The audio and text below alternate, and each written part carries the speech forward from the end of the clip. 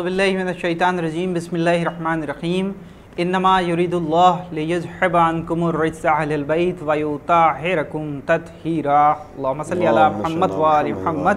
मुअज़्ज़िज़ नाज़रीन, अस्सलामु अलैकुम व रहमतुल्लाहि व बरकातुहू। मैं आपका मेज़बान ज़ैद रिज़वी हाज़िर हूँ हुसैनी चैनल के हवाले से। आज प्रोग्राम देख रहे हैं आप तफ़सीर कुरान, जिसमें बात हो रही है सूरह दहर की तफ़सीर पर। और इस सूरह दहर को कई नामों से जाना जाता है, जिसमें से आपको कल बताया था हमने, कल की नशिस्त में, यानी दूसरी नशिस्त थी कल। आज की जो नशिस्त है वो तीसरी नशिस्त है, जिसमें आज आपको बताया जा रहा है कि सूरह दहर के 3 नामों से जाना जाता है सूरह दहर को। पहला सूरह हलाता, दूसरा सूरह दहर, तीसरा सूरह इंसान। इस सूरह की तफसीर हुज्जतुल इस्लाम वल मुस्लिमीन आली जनाब मौलाना मुमताज़ जाफ़र साहब क़िबला जो कि बयान कर रहे हैं। और आपसे गुजारिश करेंगे कि आप अगर इसे यूट्यूब पर देख रहे हैं तो सब्सक्राइब कर दें, शेयर कर दें लोगों को, ताकि छोटे बच्चों तक के इस सूरह की तफसीर पहुंच सके और उससे वो इस्तिफ़ादा कर सकें। आप तमाम मोमिनीन भी इस माह मुबारक रमज़ान में इस सूरह की ज़्यादा से ज़्यादा तिलावत करें, कसरत के साथ इसको तर्जुमे के साथ पढ़ें और खुदावंद आलम की बारगाह में जो इबादत का हक़ है वो अदा करें। आइए इस्तक़बाल करते हैं इस प्रोग्राम में हुज्जतुल इस्लाम वल मुस्लिमीन आली जनाब मौलाना मुमताज़ जाफ़र साहब क़िबला का। आगा अस्सलामु अलैकुम वरहमतुल्लाहि। वालेकुम अस्सलाम वरहमतुल्लाहि। तमाम नाज़रीन की तरफ से और तमाम मोमिनीन की तरफ से, तमाम हुसैनी चैनल टीम की तरफ से आपका इस्तक़बाल करते हैं और शुक्रगुज़ार हैं कि आप मुसलसल वक्त दे रहे हैं। जैसा कि ये प्रोग्राम तफसीर कुरान, जिसमें तफसीर बयान कर रहे हैं आप सूरह दहर की, जिसे सूरह इंसान और सूरह अलता भी कहा जाता है। तो हम चाहेंगे कि कल की नशिस्त में आपने पहली आयत बयान की थी, जिसकी तफसीर आपने बयान कर दी थी। आज ये तीसरी नशिस्त है और इसमें हम चाहेंगे कि दूसरी आयत जो है वो भी बयान कर दें, ताकि मोमिनीन इससे इस्तिफ़ादा कर सकें। बिस्मिल्लाह। अऊज़ु बिल्लाहि मिनश्शैतानिर्रजीम, बिस्मिल्लाहिर्रहमानिर्रहीम। अल्हम्दुलिल्लाहि वस्सलातु अला अहलिहा रब्बिश्रह ली सदरी व यस्सिर ली अमरी वहलुल उक़दतम मिन लिसानी यफ़क़हू क़ौली, अम्मा बाद। फ़ैज़ा गिरामी, सूरह इंसान की आयत नंबर 2 है, जिसमें परवरदिगार इरशाद फरमा रहा है कि इन्ना खलक़नल इंसाना मिन नुत्फ़तिन अफ़शाज़ नब्तलीहि फ़जअलनाहु समीअम बसीरा। तो आप तर्जुमा पहले आपकी खिदमत में अर्ज़ कर दिया जाए कि इन्ना खलक़नल इंसाना मिन नुत्फ़तिन अमशाज़, यानी परवरदिगार कह रहा है कि बेशक हमने इंसान को मखलूत नुत्फ़े से, नुत्फ़े अमशाद है मखलूत नुत्फ़े से हमने खल्क़ किया है, और नब्तली है, और उसको हमने आज़माइश के लिए रख दिया है, यानी हम उसको आज़माएंगे। किसको? इंसान को, क्योंकि इंसान को पैदा हमने किया है ऐसे नुत्फ़े से जो मखलूत है। और फ़जअलनाहु समीअम बसीरा, और हमने जो है उसको सुनने वाला बनाया और देखने वाला बनाया है। तो आप गौर कीजिए कि इंसान के बारे में पिछली नशिस्त में कुछ बातें हमने अर्ज़ की थी। बात को आगे बढ़ाते हुए कि आप जहन में रखिएगा कि इंसान जो है से मुराद वो इंसान है जो बहरहाल यानी इस दुनिया में आया है, उससे पहले वो काबिल ज़िक्र भी नहीं था। तो अब जो है कहते यहाँ पर परवरदिगार कह रहा है कि हमने पैदा किया है किससे? ऐसे नुत्फ़े से जो मखलूत है। इंसान को अपने मंशअ वजूद के बारे में फ़िक्र करना चाहिए, यानी इंसान को फ़िक्र करना चाहिए कि मुझे पैदा कैसे किया गया, जबकि मैं नहीं था इस दुनिया में। ऐसे नुत्फ़े से पैदा किया गया जो नुत्फ़ा जो है मिला है, मिली जुली जो है चीज़ें हैं, यानी यूँ कहा जाए कि मखलूत नुत्फ़े से जो है अल्लाह ने पैदा किया। तो इंसान को सोचना चाहिए, फ़िक्र करना चाहिए कि आखिर कैसे वो पैदा हुआ इस दुनिया में। इंसान एक ऐसा मौजूद है जो हादिस है, यानी हादिस का मतलब होता है कि पहले नहीं था अब वजूद में आया है, पहले उसका वजूद ही नहीं था। इंसान अपने वजूद में मराहिल को तय करता है, मरहला ब मरहला। अब जाए तो नुत्फ़ा था, फिर नुत्फ़े के बाद जो है वो एक गोश्त का लोथड़ा बना, है ना, खून का लोथड़ा बना।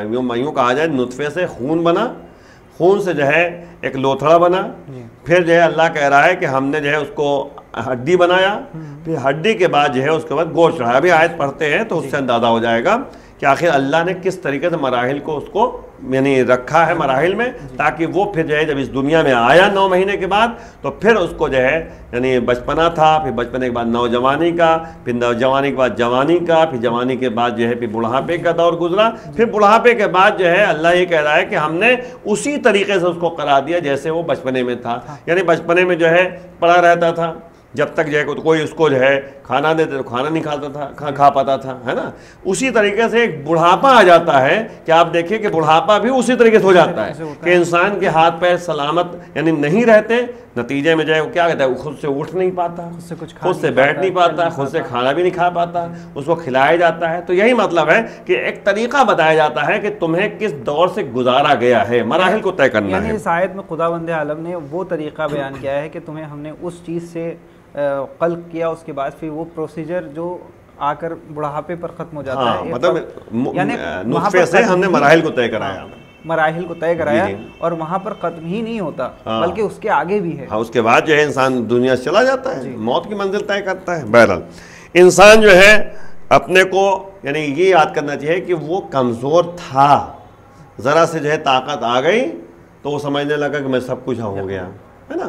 وہ انسان جو ہے اپنے کو بہت قوت مند سمجھتا ہے، جیسے فرعون تھا، اس نے کہا کہ انا ربکم الاعلیٰ، میں بہت بڑا تمہارا پروردگار ہوں، ذرا سے طاقت مل گئی، پھر بعد میں جو ہے اللہ نے اس کو ذلیل کیا اور دریائے نیل میں وہ غرق ہوا، اور آج تک جو ہے کہتے ہیں کہ فرعون کو جو ہے فرعون کی لاش جو ہے مصر میں موجود ہے، اس کو قیامت تک کے لیے قیامت تک رکھا، اور یہ آیت میں بھی ایک طرف اشارہ کیا گیا ہے قرآن میں کہ ہم نے اس کو قیامت تک کے لیے باقی رکھا، تاکہ جو ہے اس کو سمجھے انسان۔ دیکھیں مسئلہ وہی ہے کہ قرآن نے متوجہ کیا ہے کہ دیکھو فرعون کو تم یاد کرو کہ فرعون کو ہم نے کیسے جو ہے کہتے کہ اس دنیا میں یعنی غرق کیا ہے پانی میں، اور پھر رکھا ہے لاش کو تا قیامت تمہارے لیے عبرت کے لیے۔ پھر جو ہے انسان جو ہے یعنی خود یعنی ذمہ دار ہے، مسئول ہے، ذمہ دار ہے کہ تمام اعمال کو انجام دے، کیونکہ انسان کو سمجھنا چاہیے کہ پیدا کرنے والا پروردگار ہے۔ تو جب اس نے پیدا کیا ہے تو کچھ یعنی ذمہ داریاں عائد کی ہیں، ان ذمہ داریوں کو سمجھنا چاہیے۔ بہرحال جلدی صاحب کے سامنے دیکھیں یہاں پہ خلقت انسان کے مراحل کو بیان کیا جا رہا ہے کہ انسان کو پیدا کیسے کیا گیا۔ تو اللہ کہہ رہا ہے کہ ہم نے نطفہ امشاز سے پیدا کیا۔ اچھا، امشاز کسے کہتے ہیں؟ جی، امشاز کہتے ہیں مخلوط کو، ملنا آپس میں۔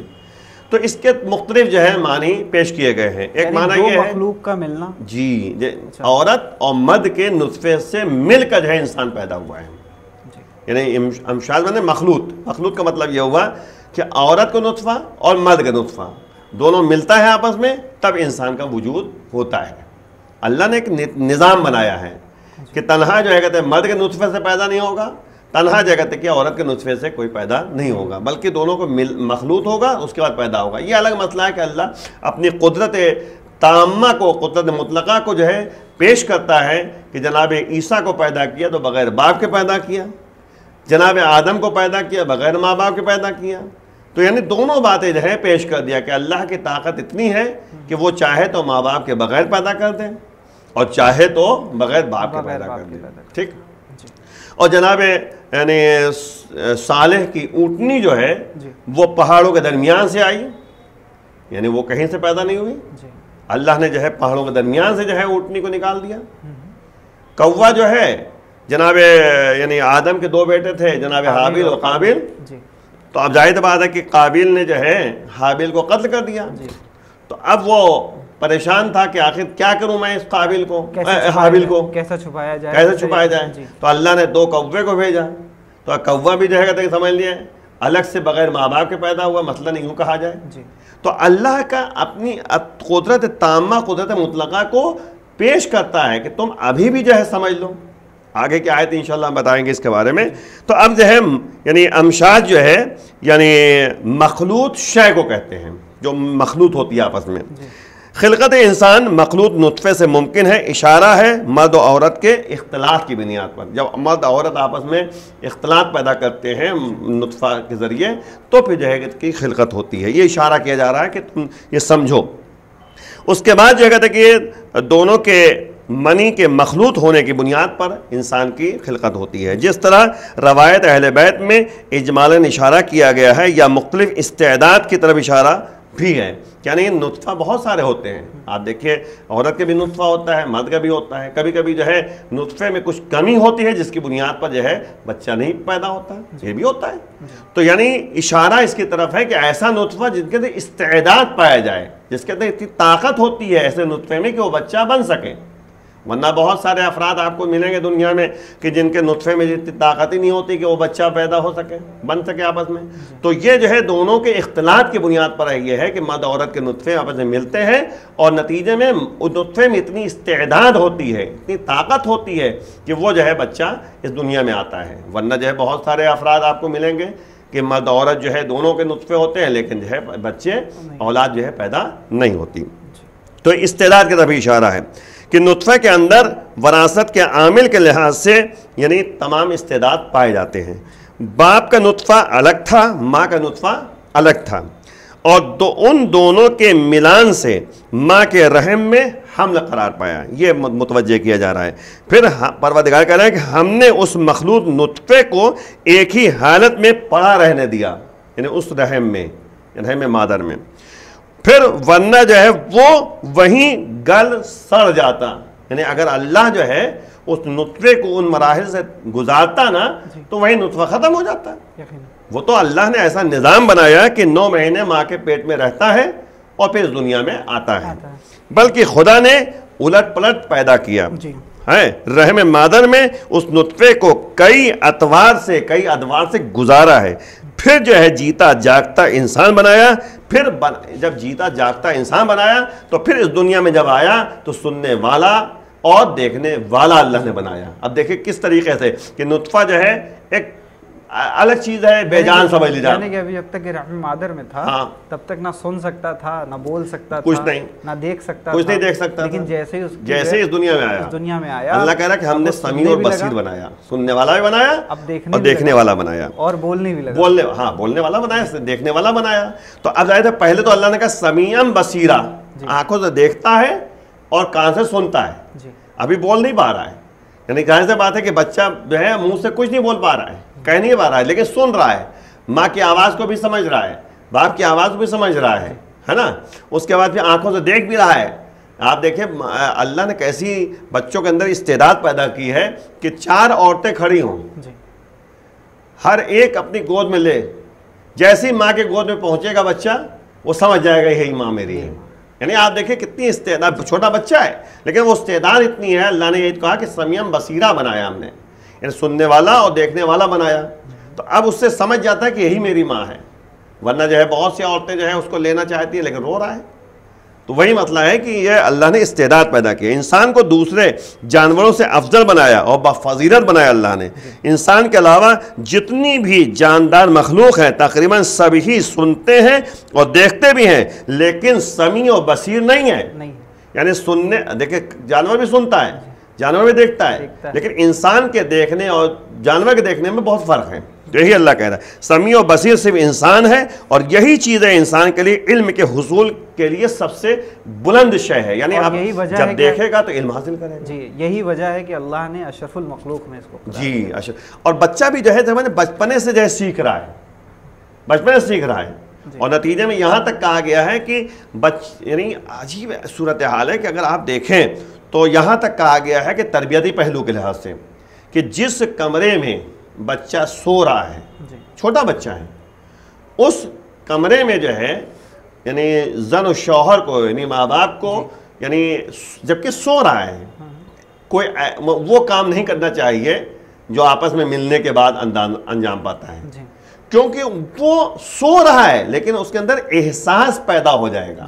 یعنی کہ اس کے اثرات پیدا ہو جائیں گے اس کے اندر. یعنی آپ دیکھیں کتنی تربیتی پہلو کی طرف جو ہے متوجہ کیا جا رہا ہے کہ یہاں تک جو ہے تربیت کے لحاظ کیا گیا ہے کہ بچہ اگر سو رہا ہے تو وہاں پر جو ہے زن و شوہر جو ہے وہ کام نہ کریں جو میاں بیوی کے کام ہوتے ہیں.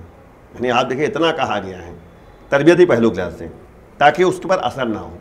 تو بچہ سمیع و بصیر ہے, سننے والا ہے, دیکھنے والا ہے, سمجھنے والا ہے.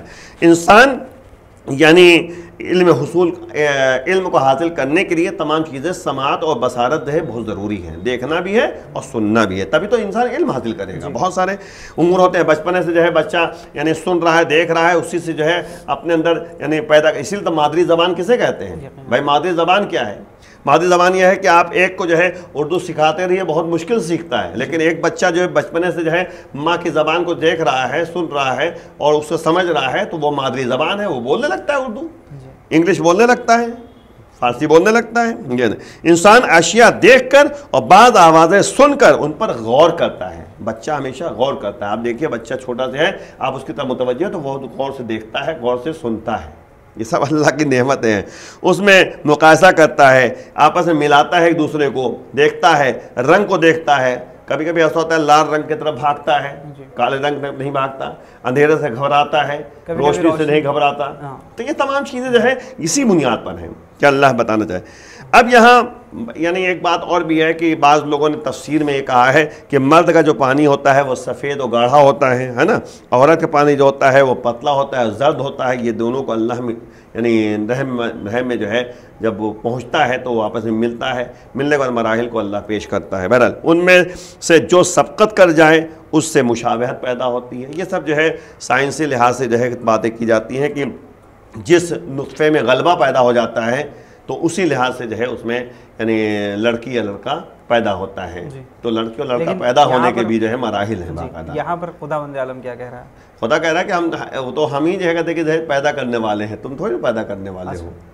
لیکن سائنس کے لحاظ سے یہ تمام ریسرچ کی جاتی ہے باتوں کو کہ یعنی جب کیونکہ نطفے میں جو ہے کچھ یعنی چیزیں ہوتی ہیں جو آپس میں جب ملتی ہیں تو جس کا غلبہ پیدا ہو جائے، یعنی اگر لڑکے کا جو ہے لڑکے کے نطفہ جو ہے غلبہ پیدا کر جائے گا تو پھر جو ہے حال جو ہے اس میں یعنی لڑکا پیدا ہوگا۔ اگر لڑکی والا نطفہ جو ہے زیادہ یعنی غلبہ پیدا کر جائے گا تو لڑکی پیدا ہوگی، تو چانس زیادہ جو ہے لڑکی پیدا ہونے کی ہے۔ یہ بھی ایک یعنی اثر اس میں ہے، اگر آپ جو ہے تحقیق کریں تو اس میں چانس زیادہ جو ہے لڑکی پیدا ہونے کی ہے۔ وہ لڑکا جو ہے بہت کم ہوتا ہے۔ مسئلہ یہ ہے کہ آخر میں جو ہے کہتے جیسے اس زمانے میں تھا یعنی عرب کے زمانے میں کہ لڑکی پیدا ہوتی تھی تو اس کو جو ہے کہتے کہ زندہ دفنا دیتے تھے، جبکہ جو ہے ایسا نہیں ہے۔ اللہ نے جو ہے ایک ایسا نظام بنایا ہے کہ اس کے ذریعے جو ہے بہرحال جو ہے انسان اس دنیا میں آتا ہے، کبھی لڑکی ہے کبھی لڑکا ہے، یہ اللہ کی مخلوق ہے، بہرحال اللہ جو اس کو پیدا کرتا ہے، خود ہی کہہ رہا ہے۔ تو اب جلدی سے انسان کے اگر موجودہ جسم کا تجزیہ و تحلیل کیا جائے تو معلوم ہوگا کہ وہ اپنے اجزاء و ذرات کا مجموعہ ہے جو دنیا کے گوشے گوشے میں بکھرے ہوئے ہوتے ہیں۔ قدرت کے نظام عجیب ہیں، حیرت انگیز طریقے پر جو ہے ان کو اس کے وجود میں اللہ نے سما دیا ہے بلکہ باقاعدہ۔ کوئی ظاہر سی بات ہے کہ ہوا کا بھی اثر ہے، مٹی کا بھی اثر ہے اور اس کے بعد ذرات کا بھی اثر ہے۔ جب تک یہ تمام چیزیں نہیں ہوگی انسان کی حیات کیسے پیدا ہوگی؟ پانی بھی اسے چاہیے، ہوا بھی اس کو چاہیے، روشنی بھی چاہیے، اس کو تمام چیزیں چاہیے، ورنہ جو ہے ایک بچے کو جو ہے آپ جو ہے اندھیرے میں بالکل جو ہے پیک کر دیجئے وہ زندہ رہے گا نہیں۔ تو اللہ نے ایک ایسا نظام بنایا ہے کہ ماحول اس کو ملنا چاہیے۔ اگر امشاز کا مطلب یہ لیا جائے کہ اس جگہ لفظ امشاز کے ذکر سے منکرین قیامت کے سب سے بڑے شبہ کا ازالہ بھی ہو جائے گا۔ اللہ بتانا چاہ رہا ہے کہ تم یہ دیکھو کہ تم کچھ نہیں تھے تو ہم نے اس دنیا میں پیدا کیا، وہ بھی نطفہ سے، ٹھیک ہے نا۔ اب اگر جو ہے دوبارہ زندہ کیا جائے گا روز قیامت تو تم تعجب نہ کرنا۔ اسی لیے سورہ یاسین کی آخری آیت میں ایک جملہ ہے، وہ یہ ہے کہ نبی کے پاس ایک شخص آتا ہے اور بوسیدہ ہڈی اس نے لی اور اس کو آپس میں مسل دیا، یعنی بوسیدہ ہڈی لے کر آیا نبی کے پاس اور اس کو مسل دیا، یعنی سورہ یاسین کا آخری آیت ہے۔ تو اس نے پھونک مار دیا، وہ ذرات جو ہے تمام اڑ گئے۔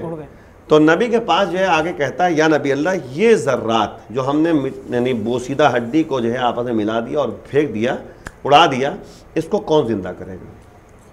یعنی قیامت کے وجود کے بارے میں جو ہے اس نے سوال کیا۔